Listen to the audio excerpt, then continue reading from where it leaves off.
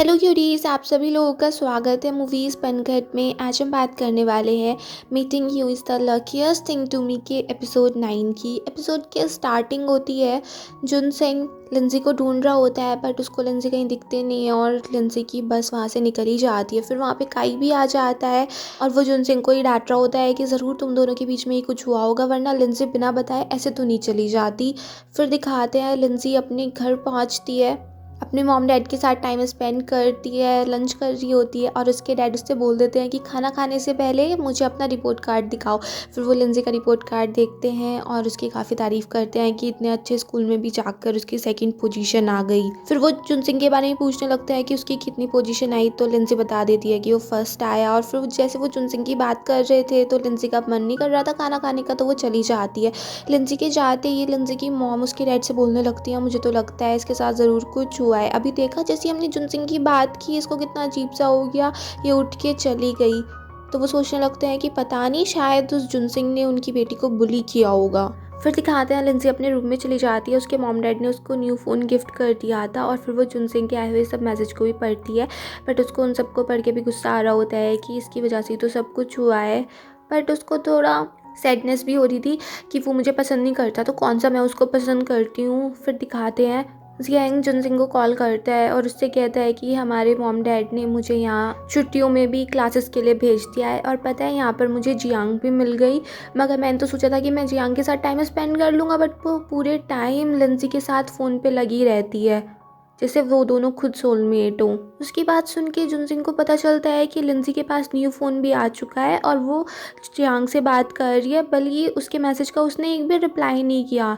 तो वो जियांग से बोलता है कि एक बार तू लिंजी से बात करा दे। और जैसे ही जियांग फ़ोन लेके बात कराने के लिए जाता है, लिंजी जुनसिंग की आवाज़ सुन के अपना फ़ोन कट कर देती है। फिर दिखाते हैं जियांग की क्लास चल रही होती है और वो जियांग से बोलता है कि तुम्हें नहीं लगता है कि लिंजी और जुनसिंग में लड़ाई हो गई है। जियांग बोल देती है कि हाँ, लड़ाई तो हुई है, ज़रूर जुनसिंग ने ही कुछ किया होगा, इसीलिए लिंजी उससे इतना ज़्यादा गुस्सा है। और वैसे बात ही कर रहे थे कि उनके सीट के आगे जो लड़का बैठा था वो उन दोनों को थोड़ा डिस्टर्ब कर देता है, जिस वजह से टीचर की नज़र उस लड़के पे पड़ जाती है और वो उसी को खड़ा कर देता है नेक्स्ट क्वेश्चन का आंसर देने के लिए, बट उससे फिर आंसर दिया नहीं जाता। फिर दिखाते हैं जैसे ही जियांग वॉशरूम में होता है, वो लड़का भी वहीं पर आ जाता है और जियांग को पीटने की कोशिश करने लगता है कि तुमने मुझे क्लास में बहुत ज़्यादा एम्बैरेस किया था। और वो जैसे ही जियांग को पीटने वाले थे तभी वहाँ पर जियांग आ जाती है और वो बोल देती है कि मैं ताइक्वांडो में ब्लैक बेल्ट हूँ, और उनको मारने लगती है। बट असल में उसको ऐसा कुछ था नहीं और फिर वहाँ से वो जियांग का हाथ पकड़ के भाग जाती है। दोनों भाग रहे होते हैं और वो लड़के भी उनका पीछा कर रहे होते हैं और फिर वो उनको पकड़ भी लेते हैं जैसे मारने वाले थे, तभी वहाँ पर जुनसिंग आ जाता है और वो उन सब लोगों से फ़ाइट करने लगता है। फिर दिखाते हैं फाइट के बाद जुनसिंग और जियांग बैठे हुए थे।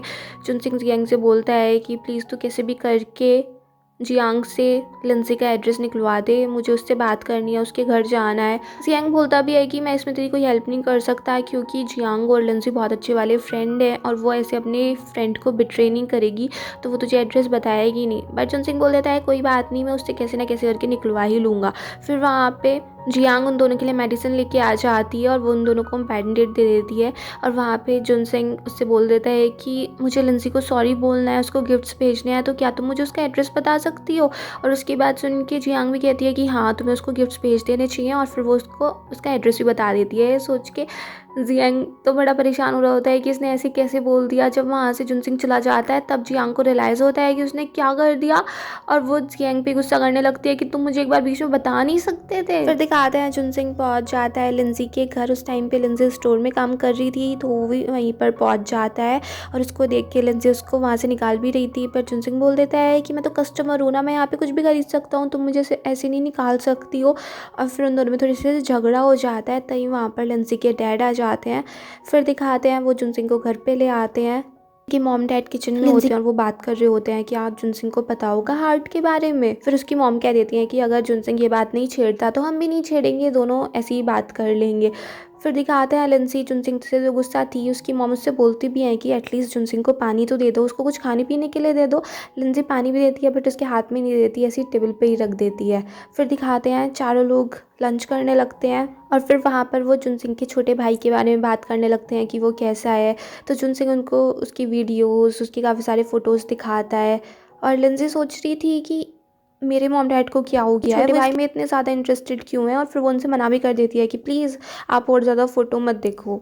फिर दिखाते हैं चारों लोग पहुंच जाते हैं बास्केटबॉल ग्राउंड में बास्केटबॉल खेलने के लिए, और वहाँ पर लिंजी की मॉम जुन सिंह और उसके डैड का फ़ोटो भी क्लिक कर रही थी। फ़ोटो खिंचाने के लिए लिंजी बीच में आके खड़ी हो जाती है, पर उसकी मॉम बोल देती है कि बीच में तो अच्छी नहीं लग रही है, तो साइड में खड़ी हो जाओ, और लिंजी को फिर ये पसंद नहीं आता, फिर वो साइड में ही जाके खड़ी हो जाती है कि मुझे फ़ोटो नहीं खिंचाना। फिर दिखाते हैं लिंजी के डैड और जुन सिंह बास्केटबॉल खेलना शुरू करते हैं। लिंजी ने जुन सिंह से पहले ही बोल दिया था कि मेरे डैड ने 2 साल से बास्केटबॉल नहीं खेली है, तो प्लीज़ उनका ध्यान रख लेना। पर जब वो लोग खेलते हैं तो लिंजी के डैड बहुत ज़्यादा एक्सपर्ट थे, और वो बहुत जल्दी जल्दी सारी शॉट कर देते हैं, और बहाने बनाते रहते हैं कि मेरी कभी कमर दुख गई, कभी ये हो गया, जिस वजह से जुन सिंह एक भी शॉट नहीं कर पाता। और फिर बेचारा वो लिंजी से बोलता है कि तुमने मुझसे झूठ बोला था ना, और फिर लिंजी भी उस पर हंसने लगती है कि मैं तो तुम्हें ऐसी पागल बना रही थी। फिर वो अपने डैड से बोल देती है कि डैड जुन सिंह अकेले नहीं खेलना चाह रहा है, वो 2 लोगों से कम्पीट करेगा।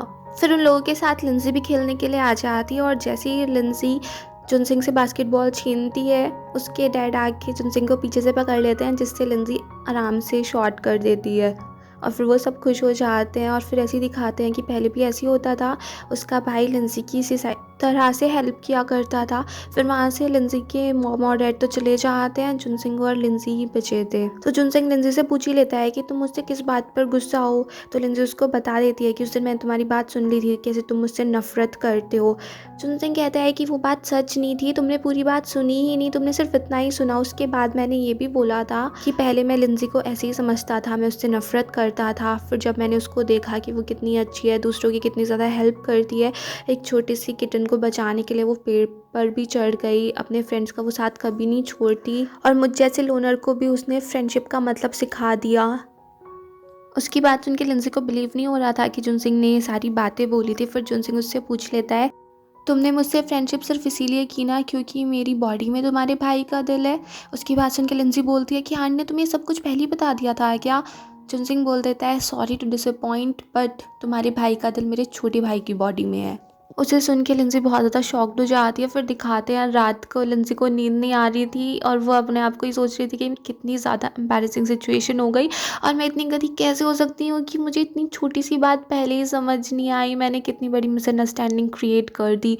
फिर दिखाते हैं जी अंकल लिंजी के पास कॉल आ जाता है, वो उसको बता रही होती है कि कल क्लासेस के बाद क्या हुआ था, कैसे हमने फ़ाइट वगैरह की। तभी उसको जुन सिंह की थोड़ी आवाज़ आ जाती है, और वो उससे कहने लगती है कि जुन सिंह भी वहीं पर आ चुका है क्या। फिर नेक्स्ट डे दिखाते हैं जैसी मॉर्निंग में जियांग उठती है, जियांग उसको लेने के लिए आ जाता है, और वो उससे एक मैथ्स का क्वेश्चन पूछ रहा था। तो जियांग उससे बोलती है कि यहाँ पर तुम मुझे और ज़्यादा एम्बेरस करने के लिए आए हो क्या, मेरी मैथ्स तो वैसे ही बहुत बेकार है।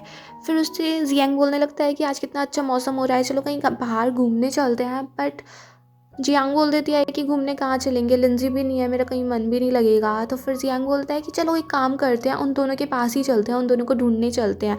फिर दिखाते हैं दोनों बस में बैठ जाते हैं, और जियांग बोलता है कि मुझे तो ऐसा लग रहा है कि जैसे हम दोनों शादी के लिए भाग रहे हैं घर से। फिर दिखाते हैं लिंजी और जुन सिंह ब्रेकफास्ट कर रहे होते हैं, और वहाँ पे जुन सिंह लिंजी को ऐसे देखता है कि वो कितनी ज़्यादा एम्बैरेस हो रही है, तो उससे बोल देता है कि उस सब की ज़रूरत नहीं है, एक मिसअंडरस्टैंडिंग थी, सब कुछ भूल जाओ। बट लिंजी कहती है कि मैं ऐसे सब कुछ कैसे भूल सकती हूँ, कितनी ऑकवर्ड सिचुएशन हो गई है, मैंने तुम्हें कहाँ क्या रख दिया। बट जुन सिंह उसको समझा रहा था कि इतनी भी प्रॉब्लम की बात नहीं है। बट फिर वो उससे पूछ लेता है कि तुमने मुझसे सिर्फ फ्रेंडशिप उस दिल के लिए ही की थी, अगर वो रीज़न नहीं होता तो क्या तब भी तुम मुझसे फ्रेंडशिप करती। लिंजी बोल देती है कि उस स्कूल में ट्रांसफ़र भी मैंने सिर्फ दिल की वजह से ही कराया था, अगर वो रीज़न नहीं होता तो मैं वहाँ पर कभी जाती ही नहीं, तो फिर आगे वाली चीज़ें भी कभी कुछ नहीं होती।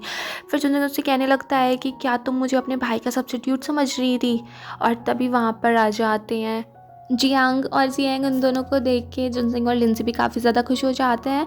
लिंजी बोल रही थी कि तुम अचानक से ऐसे ही आ गए, और जियांग जुन सिंह से बोल रहा होता है कि तू बिना बताए हमें यहाँ पर आ गया, हमें भी साथ ही ले आता।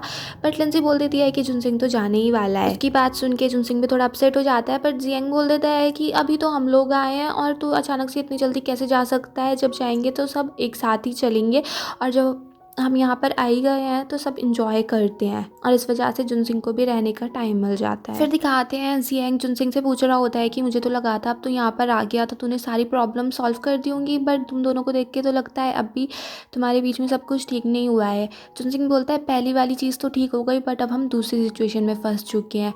फिर दिखाते हैं जियांग भी लिंजी से पूछ रही होती है कि क्या हो गया। लिंजी फिर उसको सब कुछ बता देती है। उसके बाद लिंजी बोल रही होती है कि अब मुझे समझ में नहीं आ रहा है कि मैं क्या करूँ। पहले मुझे लगता था कि मैं जुनसिंग के बारे में सब कुछ जानती हूँ, बट अब जब मुझे पता चला कि मेरे भाई का दिल और जुनसिंग बिल्कुल डिफरेंट है तो मुझे समझ में नहीं आ रहा है कि मैं आगे क्या करूँ। जियांग उससे बोलती भी है कि जुनसिंग से जब तूने फ्रेंडशिप की थी तेरे पास तो एक गोल था कि तुझे उसको अपना फ्रेंड बनाना ही है, पर जुनसिंग ने तो तेरे में सच्ची में तुझसे फ्रेंडशिप की थी ना, उसको तो इस सब बारे में कुछ नहीं पता था। फिर दिखाते हैं जुनसिंग और लिंजी बात करते हैं। लिंजी जुनसिंग से बोल देती है कि सॉरी, पहले मैंने तुम्हें बिल्कुल अपने भाई की तरह ही ट्रीट किया था, मैं तुम्हें अपना भाई ही समझ रही थी और इसीलिए मैंने सब कुछ किया और उसी की वजह से हम दोनों के बीच में फ्रेंडशिप हुई, हम लोगों का एक ग्रुप बना और अब मैं चाहती हूँ कि तुम ये सब कुछ भूल जाओ, जैसे हम पहले थे हम अगर वैसे ही रहें तो ही ज़्यादा बेटर रहेगा। उसकी बात सुन के जुनसिंग बोल देता है कि मैं भी यही सोचता हूँ कि जो अभी तक हुआ है उस सबको भूल जाते हैं और अब फिर से दोबारा से एक दूसरे की जान पहचान करते हैं और फिर से फ्रेंडशिप करते हैं।